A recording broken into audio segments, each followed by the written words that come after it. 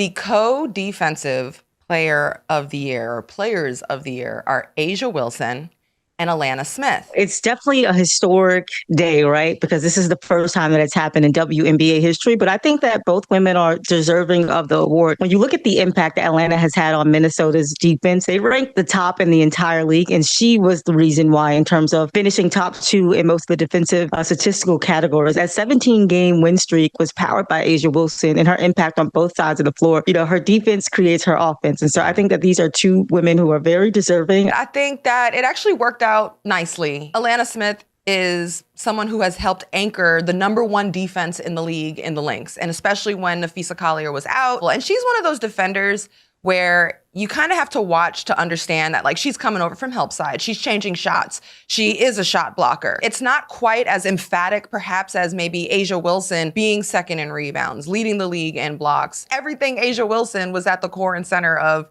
the Aces turning their season around. It's kind of cool, too, because A'ja's now in a situation where she could win MVP as well. In 2022, A'ja Wilson was the MVP and the Defensive Player of the Year. In 2022, Alanna Smith was out of the league. Now they're sharing one of the biggest awards for the league. You might be the baddest player in the whole world, like A'ja Wilson, and out here every single season in the conversation for some MVP awards and Defensive Player awards, but you also might be Alanna Smith in this life, where you have fallen out of the rotation or out of the league, but you found the right fit and the right timing with the Minnesota Lynx, and perhaps the right coach to put her in situations where she could thrive in Cheryl Reeve. Maybe it's your second or third time around where you find your role and you can star in it.